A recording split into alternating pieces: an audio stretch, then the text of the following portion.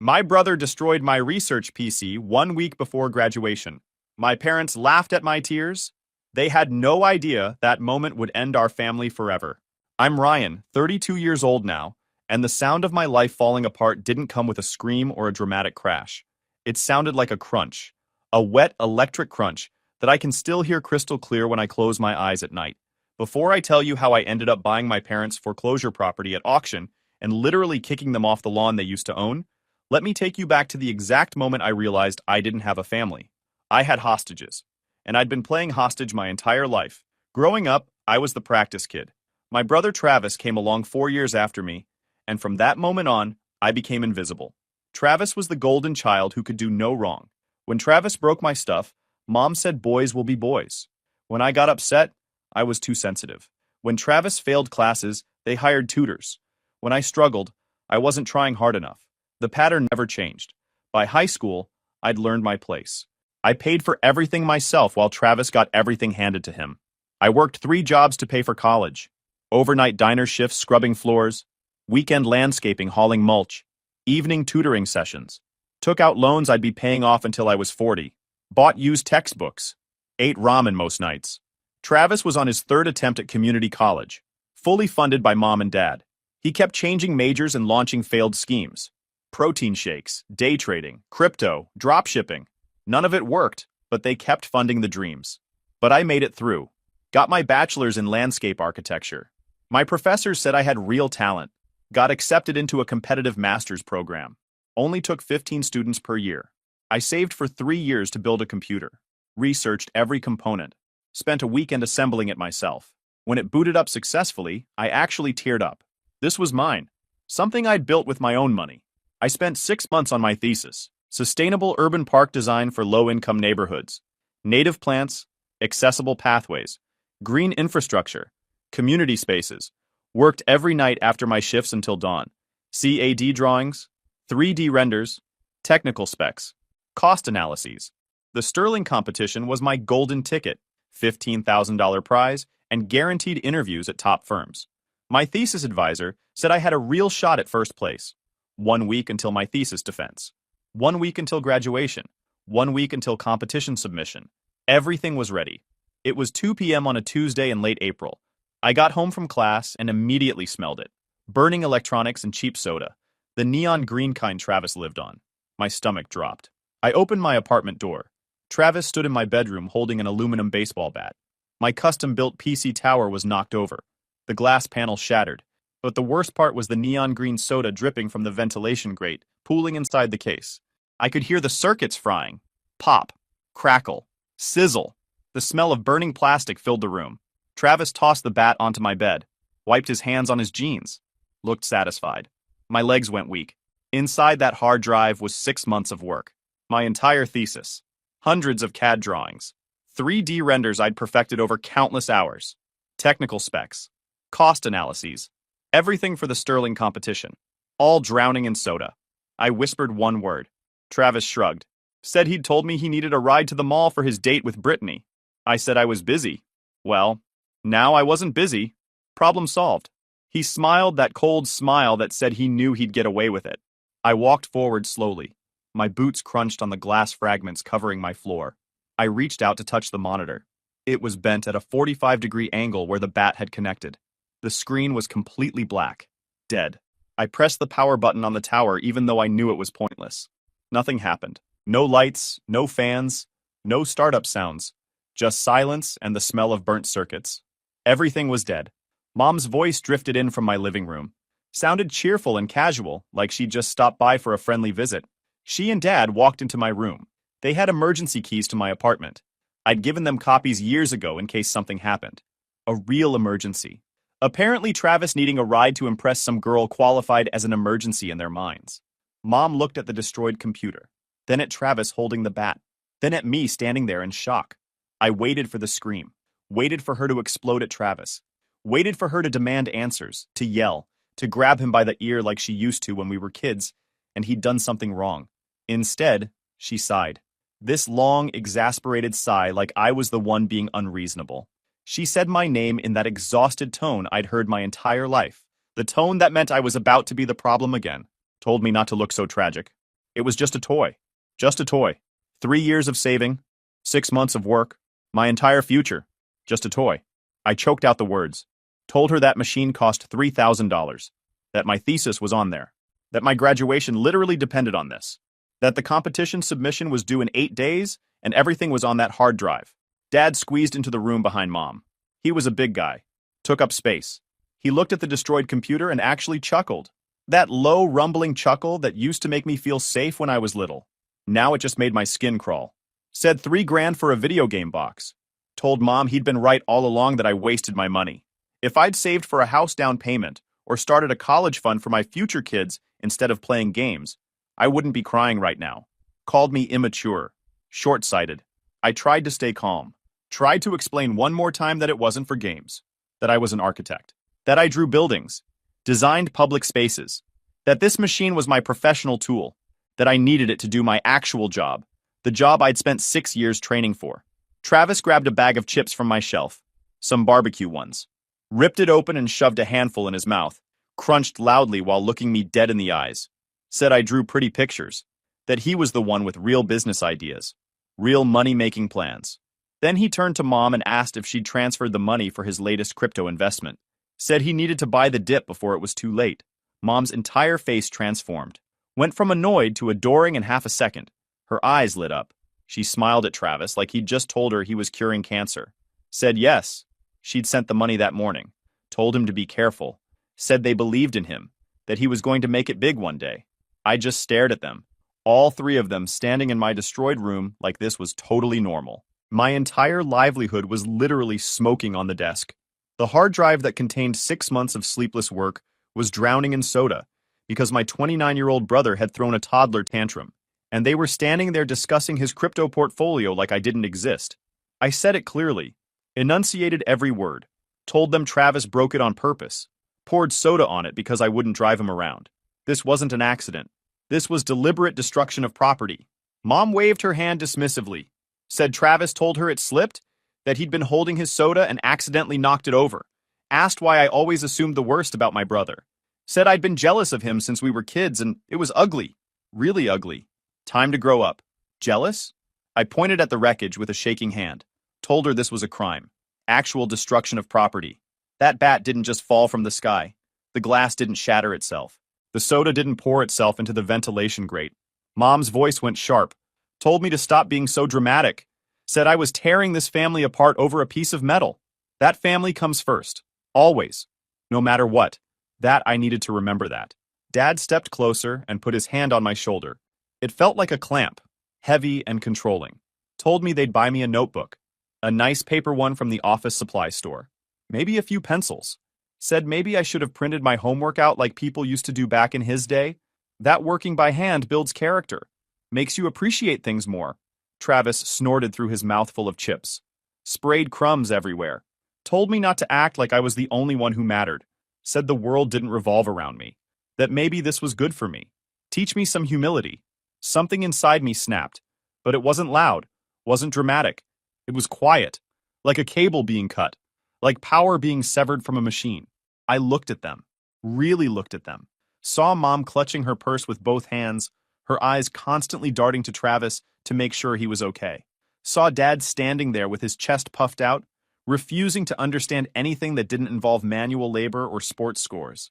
Saw Travis smirking while eating my food in my destroyed room, secure in the knowledge that he could burn my apartment down, and they'd blame me for having flammable curtains. I realized something in that moment. Something I should have realized years ago. I didn't have parents. I had Travis's fan club, his cheerleading squad, and I was just the janitor they kept around to clean up the mess. The scapegoat they blamed when things went wrong. The rage that had been building in my chest suddenly cooled, turned to ice. I felt calm. Dangerously calm. The kind of calm that comes right before you make a life-changing decision. I said it. 2 words. Get out. The room went completely silent. Mom looked offended. Actually offended. Said they'd driven all the way over here to visit me. That they'd brought, well, they were going to bring lasagna, but they'd forgotten it at home. But still, the thought counted. I repeated myself. Get out. Leave my emergency key on the counter. Get out of my apartment right now. Dad's face turned red, stepped forward into my space. Said I was kicking my own mother out? Over a computer? After everything they'd done for me over the years? After they'd raised me and fed me and put a roof over my head? This was how I repaid them? I held eye contact, didn't blink, told him they hadn't done anything for me, reminded him they paid for Travis's car, paid for his 3 failed attempts at college, paid for his latest business scheme. I'd worked 3 jobs to pay my own tuition. I'd gone hungry to save money. I'd scrubbed toilets at 2 a.m. to afford textbooks. I'd built this computer with money I made myself, money I'd earned with my own sweat and time. And now Travis had destroyed it because I wouldn't be his personal chauffeur. Told them they had 30 seconds to leave or I was calling the police and pressing charges for vandalism, for breaking and entering since they'd let themselves in without permission, for destruction of property. Travis's smile finally faltered. His eyes went wide. Said I wouldn't, that I was bluffing.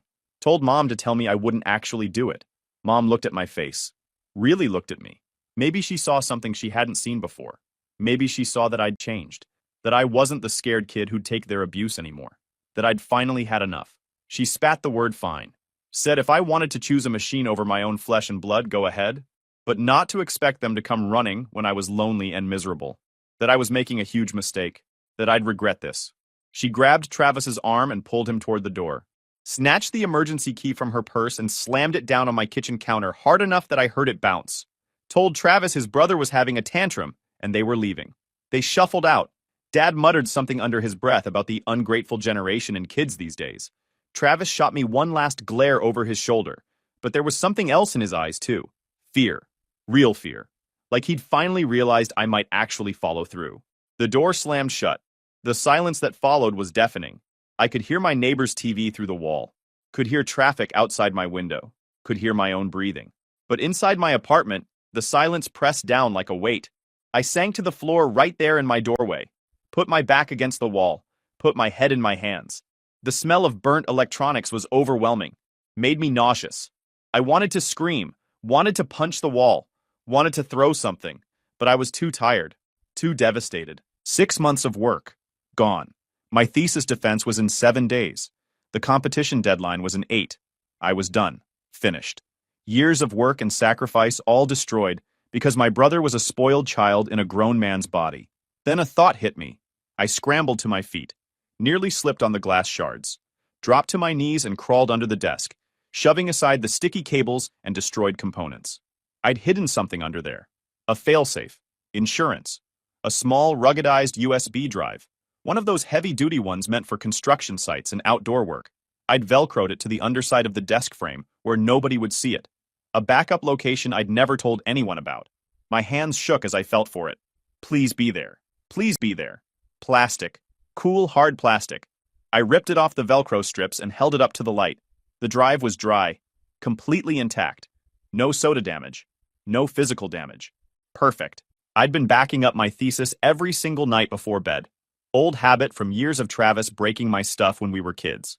I'd learned early to always have a backup of anything important. To never trust that something would be safe even in my own room. I crawled out from under the desk, still holding that drive like it was the Holy Grail. Everything was on here. Every CAD drawing, every render, every document, every calculation. 6 months of work, all of it safe. Travis didn't win. I started laughing. It came out manic, borderline hysterical, echoed in my empty apartment. Travis destroyed a $3,000 machine and thought he'd ruined my life, but he hadn't. All he'd done was show me exactly who he was, who they all were, and given me the final push I needed to cut them out completely. The next morning, I showed up at the university computer lab when it opened at 7 a.m., signed up for a workstation, plugged in my backup drive. Everything loaded perfectly. I spent the next 7 days working 18-hour stretches, only left to use the bathroom and grab vending machine food. The lab staff knew me by day 3, brought me coffee without asking, told me to take care of myself. I refined every last detail of the thesis, tweaked the presentation boards, practiced my defense presentation until I could recite it from memory. Barely slept. When I did sleep, it was for 2-hour power naps with my head on the desk. Ran entirely on coffee and spite, and the image of my family standing in my destroyed room, acting like I was the problem. The thesis defense went perfectly. I mean perfectly. My committee asked tough questions, and I had answers ready. The 3D renders drew actual gasps when I showed the seasonal variations. One professor told me it was the most thorough sustainability analysis she'd seen from a graduate student. Another said my approach to accessible design should be the standard the program teaches. The committee chair said I'd set a new bar for the program. I graduated with honors, with distinction, got offers from 2 landscape architecture firms before I even walked across the stage in my cap and gown. Real offers with actual salaries and benefits, and room for growth. But standing there in my graduation robe, looking out at the audience of families cheering for their kids, I noticed the empty seats where my parents should have been, where Travis should have been. For about 3 seconds it hurt. Then I remembered them in my room. Remembered Mom calling my $3,000 professional tool a toy. Remembered Dad laughing at my pain. Remembered Travis smirking while he destroyed 6 months of my work. The hurt turned into something else. Relief. Freedom. They weren't there because I hadn't invited them. Hadn't even told them graduation was happening. They didn't deserve to be there. I took a job at Hartwell Design Group. Mid-level position. $65,000 salary, which felt like a fortune after years of scraping by. Good benefits. Retirement match.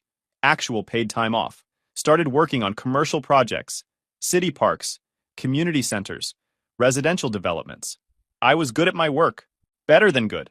Within 6 months, I got promoted to senior designer.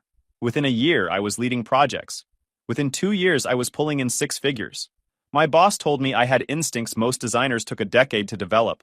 That I understood how people actually used spaces instead of just making them look pretty. I won the Sterling competition on my first try. First place. $15,000 prize, and my design featured in every industry magazine.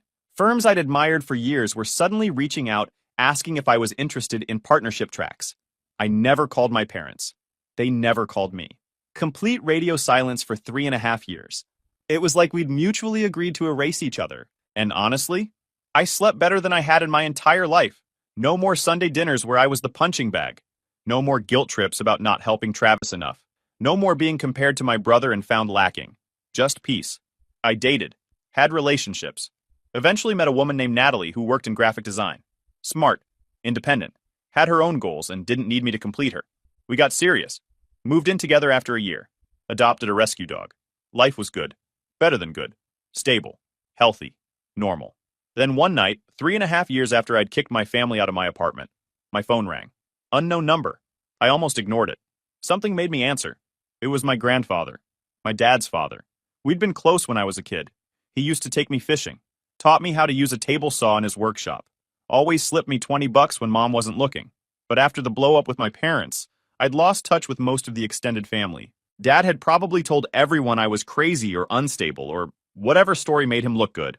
Grandpa's voice sounded old on the phone, tired in a way that had nothing to do with the time of day.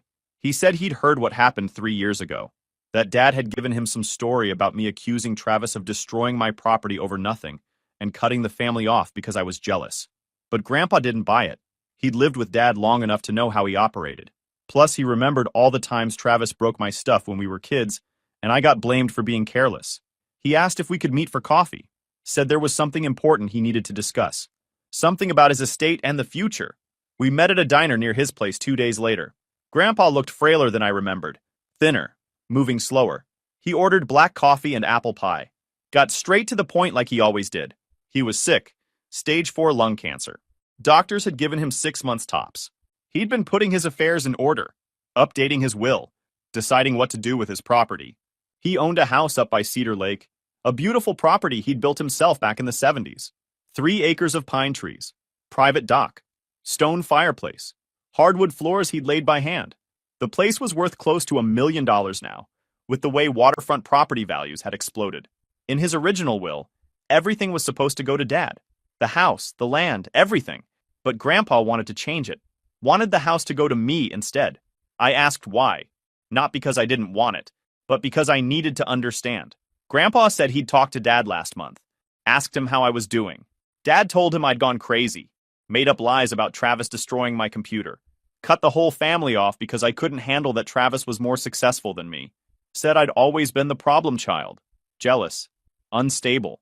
Couldn't hold down relationships or jobs. That I'd refuse to apologize and make amends even after they'd tried to reconcile. Grandpa didn't believe it. He'd known me since I was born. He remembered me at 7 years old teaching myself to read because I wanted to understand instruction manuals. Remembered me at 12 saving my allowance to buy Travis a birthday present, even though Travis had broken my skateboard the week before. Remembered me working every summer through high school instead of hanging out with friends. He knew I wasn't the problem.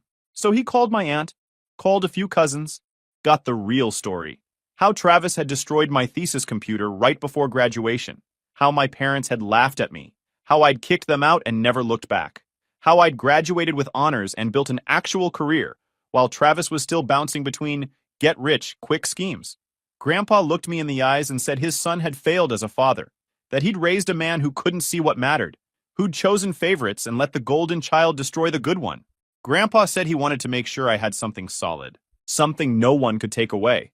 He wanted the house to go to me, wanted me to have the security he'd built with his own hands. I didn't know what to say.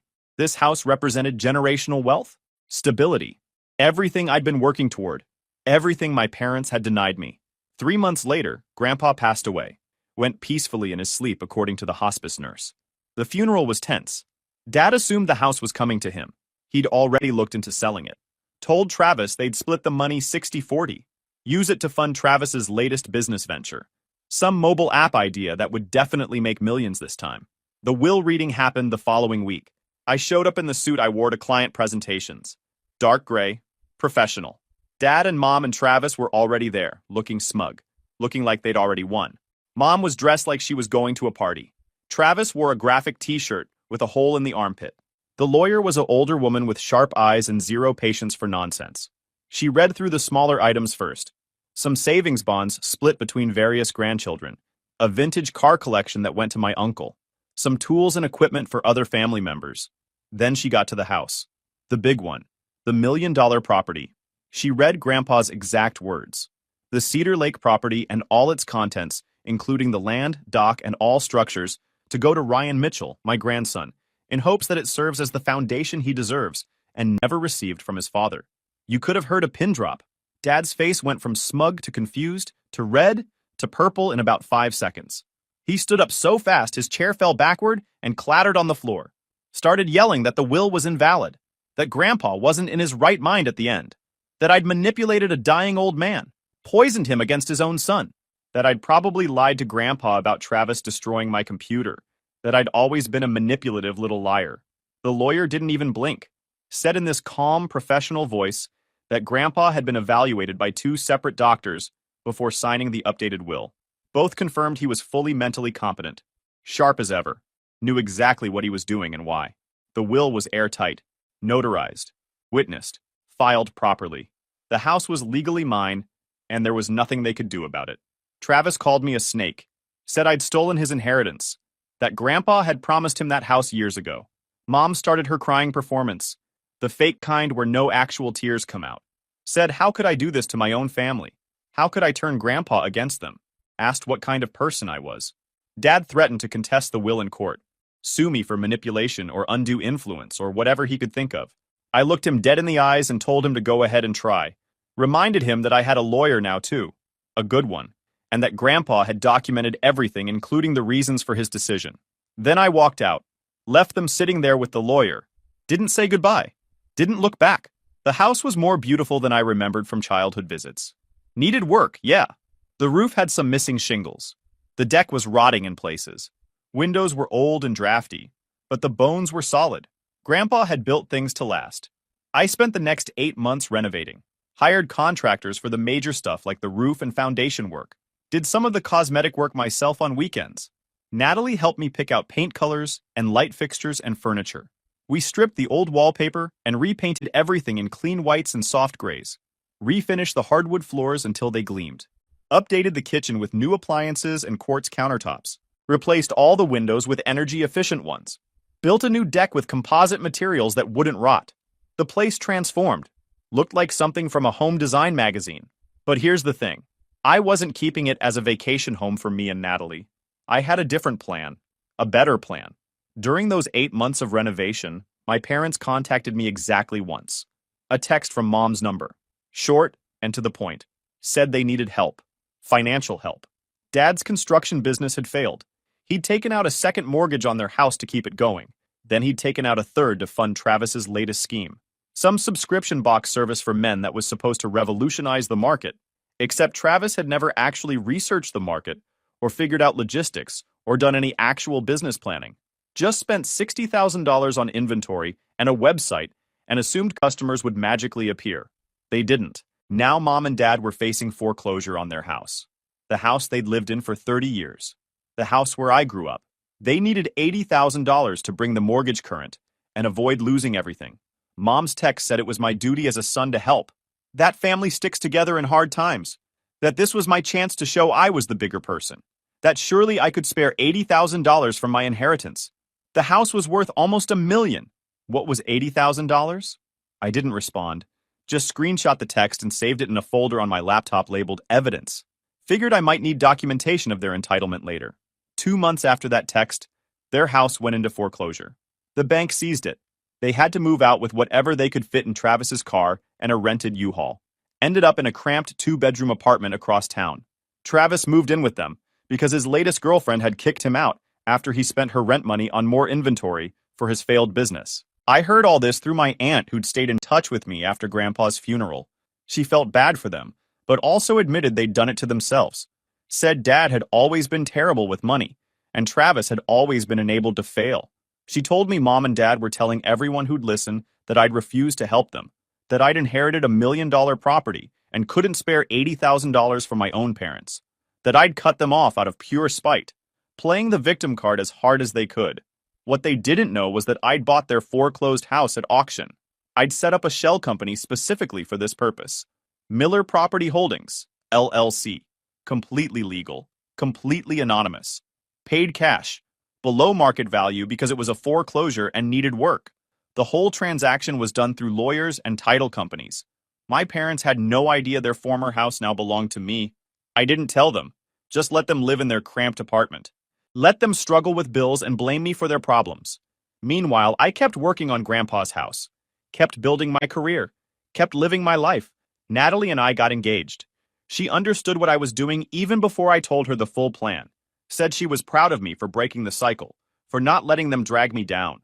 Then I got a call from a nonprofit organization I'd been volunteering with, the Foundation for Family Financial Abuse Survivors, an organization that helped young adults who'd been financially exploited by their own families, kids who'd had college funds stolen, who'd been forced to hand over paychecks, who'd had credit cards opened in their names without permission, who'd been used as co-signers for loans they never saw, whose parents had stolen their identities.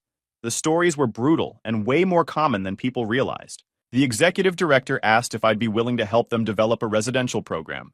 She said the biggest gap in services was housing.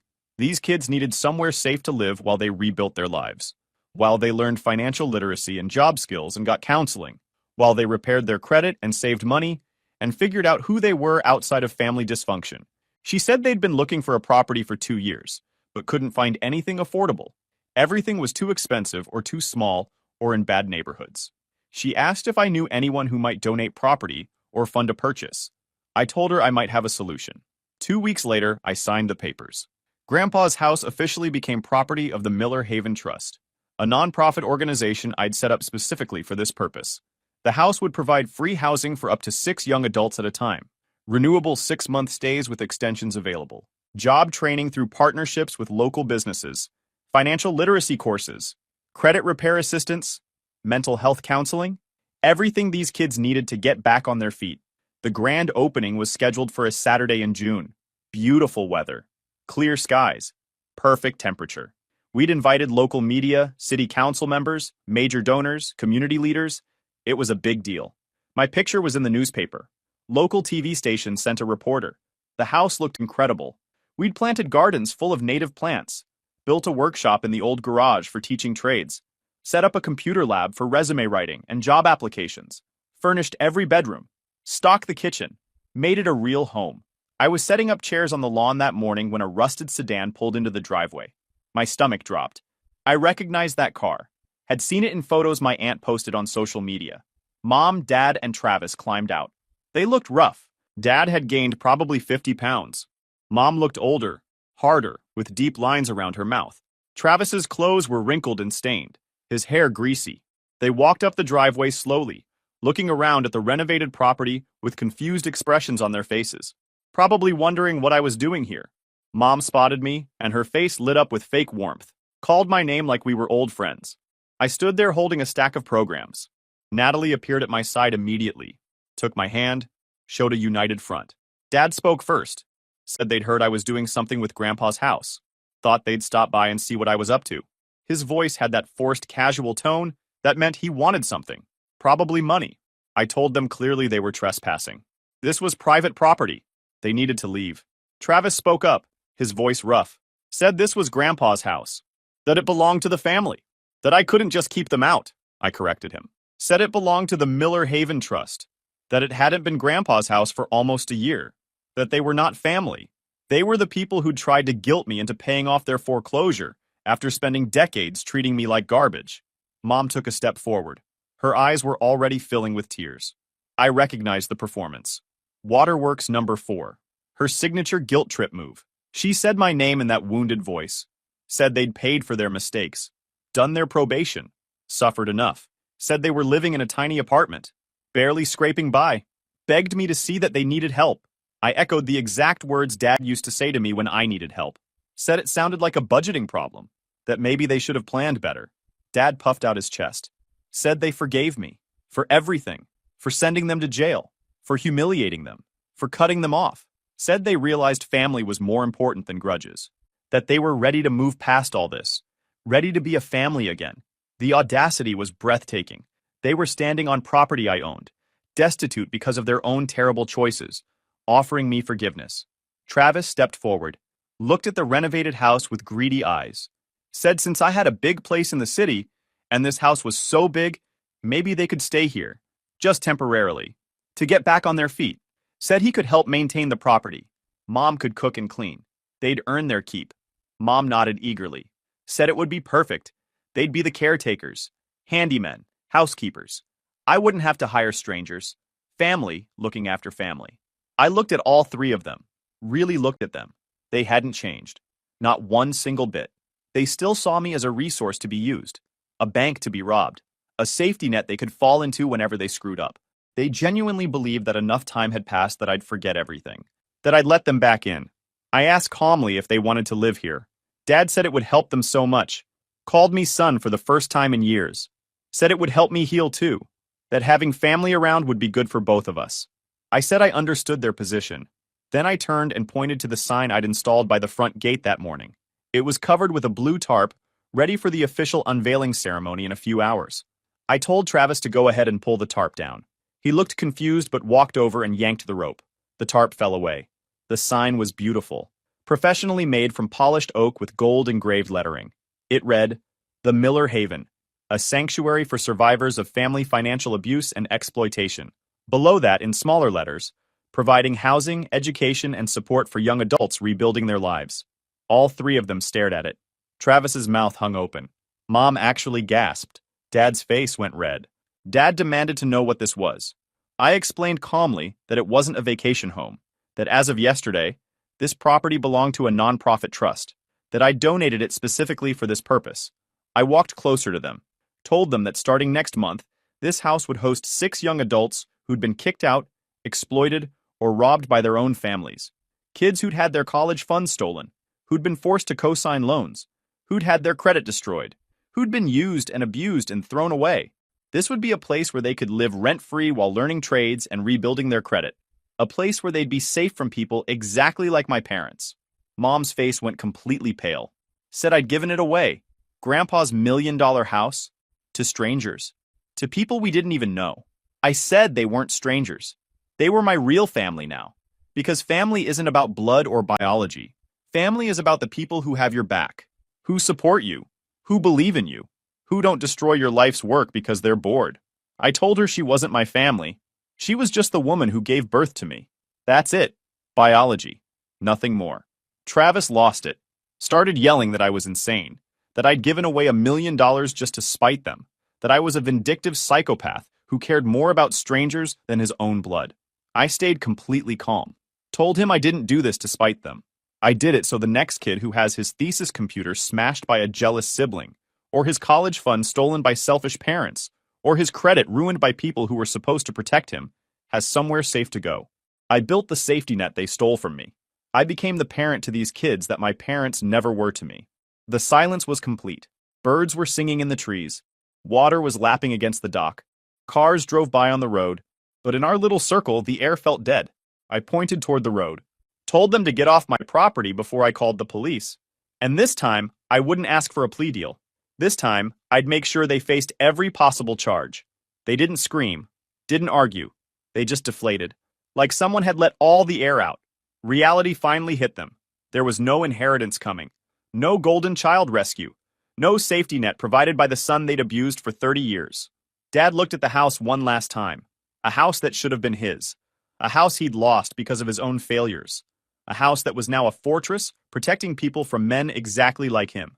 He spat on the ground, weak and pathetic, then turned and shuffled back to the rusted car.